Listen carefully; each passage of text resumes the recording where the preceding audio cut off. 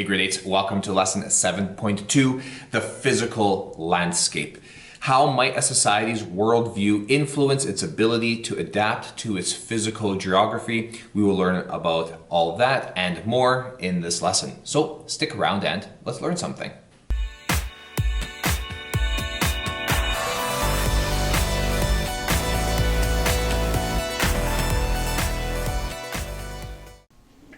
How might a society's worldview influence its ability to adapt to its physical geography? Welcome to lesson 7.2. We are going to be talking about the physical landscape today in our unit 2, all about the Aztecs. So a couple of things that we need to kind of get out of the way here. They have two landscapes. They've got a sacred landscape and they have a physical landscape. Today we're talking about the physical landscape, but it's going to be connected to their sacred landscape because the Aztecs were actually a very religious group of people. And in the Valley of Mexico, it is a valley, which means that surrounding that valley, we are going to have quite a few mountains. There's a few mountains that are going to be down there. And they saw the physical mountains as a sacred and holy site. And the higher you were on the mountains, the closer you were to the gods. Now, you need to look at this from the eyes of the Aztecs during this period in time. The sun god told them to migrate and to go and look for this eagle perched on a cactus, and they can see the sun god. It's the sun. They see the god of the night sky. They actually believe that they can see these gods. So it makes sense from their point of view that if they are standing on top of a mountain, they themselves are going to be closer to the gods. Like I mentioned earlier, though, they had two landscapes. They had the physical and they had the sacred landscape, and they were both connected to each other. Their temples were built in the shape of a mountain. Okay, they didn't have a peak like the Egyptian temples did at the top of the pyramids.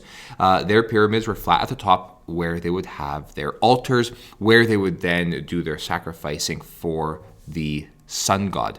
And there was many temples all around Tenochtitlan and the Aztec world that brought them closer to the gods up in whatever they would call it, not the heavens, but up where they could see the gods.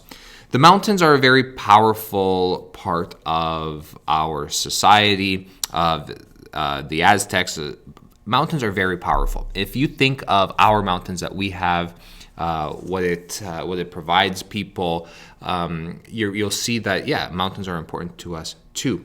But it was very important to the Aztecs because not only did it bring them closer to the gods, but they were a very warlike group of people, so the mountains also provided them with security. It allowed them to protect Tenochtitlan from invaders, because if you got scouts on the mountains, you can see enemies advancing for quite some distance, and then you can prepare yourself mentally and physically, and you can get your military all set up and ready to go, so you can see what is happening. But at the same time, there's going to be problems with mountains. The biggest problems are going to be during the periods of rain, and this would cause flash floods to take place. And one major flood, there was one such major flood in the year 1500 that made the Aztecs kind of reevaluate the city of Tenochtitlan. And what they did is to prevent future floods, they decided that they were going to build this dam in Lake Texcoco, okay? And this would protect the city from future floods. The mountains at the same time, during periods of rain, can cause destruction because of floods, but at the same time, it can also prevent rain from happening too. So if you're in Tenochtitlan and you got these mountains, there are going to also be periods of drought. So again, these Aztec engineers are going to have to go and figure out a way to get water into Tenochtitlan, and that was by the use of building aqueducts, which they brought in fresh water from fresh sources all the way to Tenochtitlan. And these aqueducts, you can see here in the picture, these aqueducts are still in Mexico today. So it's an amazing accomplishment what the Aztecs were able to create and do. Now, I've been talking about Tenochtitlan quite a bit, and Tenochtitlan is actually an island, and it's the home of the Aztecs. So you can see in this picture here, we've got that security of the mountains here in the background. But Tenochtitlan was also on Lake Texcoco, which also provided safety, because it's not easy, especially back in the late 1400s and early 1500s, to cross any type of body of water. You're not going to do it very quickly. So this will provide them with additional safety measures, but we still need to get to the mainland. So they built 3 main causeways, which basically are land bridges that connected Tenochtitlan to the mainland. And these causeways, every so often, they would have these bridges on these causeways that were designed to be destroyed in case an army or in case an invasion is happening. Aztec soldiers can go, they can destroy these bridges on these causeways, which is going to be isolating the enemy, and that'll cause the Aztecs and their soldiers, that will lead to victory. Because Tenochtitlan itself was so safe, people wanted to be there. And people would migrate and immigrate into Tenochtitlan, and the population just exploded. But it's an island. Now that population explosion is going to cause us some problems. Where do we put all these people? Well, they built chinampas. They built floating islands. So Aztec engineers, you'll be hearing a lot about Aztec engineers in this unit. They came up with an idea to create floating land. So they built these floating islands, chinampas, by driving wooden stakes into the lake bed and backfilling them with soil and reed mats. And this is going to provide them with farmland. So you can see here in this picture, this is a chinampa. This is a modern day chinampa, and they are growing crops on these chinampas. Can't build anything on these chinampas, okay? You can walk on these chinampas, but they're not going to be strong enough to hold any kind of building, but they are great for farming, which means that the remaining parts of the island are going to be suitable for building, for living, and the population can then focus on that. And the bottom point that I have here, one thing that is really good to know, really important to know, they had no beasts of burden. Beast of burden, what's that? They had no animals to do the hard work. Everything was done by hand. So this is an amazing accomplishment for the Aztecs. And this contributes to their really strong sense of identity.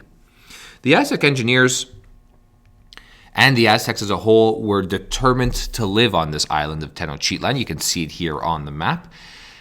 But the problem was that there was no rivers that fed the lake. So the engineers really needed to get to work. And they built dams, and they built causeways, and they built chinampas, and they did all of this. And what their work, the engineering feat accomplished, is they were able, through evaporation, the natural salt in Lake Texcoco was left behind. And now we've got this natural fresh water available to us, which is going to even more help our population to explode. So you can see here on the map, we've got the dam that's separating now the fresh water from the other water. We've got chinampas, we've got causeways. It's absolutely amazing what the Aztecs were able to accomplish in that period of time, considering that they needed to do everything by hand. So they would change their geography because they were so determined to live on the island of Tenochtitlan, because that's what the gods told them to do. They were so determined to make that a success that they had to change their geography. They changed their geography by building dams. They changed their geography by creating chinampas. They changed their geography by making these causeways to help them to travel to the mainland. It was really impressive. But if we fast forward to today, this is causing Mexico City some major problems.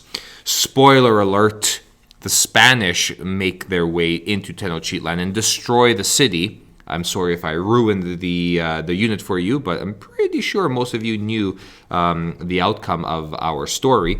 But in this destruction of Tenochtitlan, the Spanish rebuilt the city right on top. And then they began draining this city from underneath, and that is today causing Mexico City to sink. They need to provide water for at least 20 million people. At least. Mexico City is one of the largest cities on the planet. Their drinking water is right there, and this is causing their city to sink.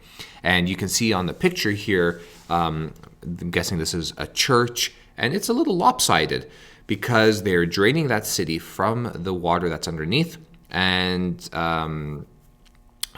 engineers are saying that within the last 100 years, the city itself has sunk, I should say, 9 meters already, and it's continuing to do so, and it's causing problems. It's making buildings inhabitable, dangerous, and all these kinds of things. So this is a real challenge today for Mexico City. All right, I want you to head over to your notebook and complete the questions for this part of the chapter.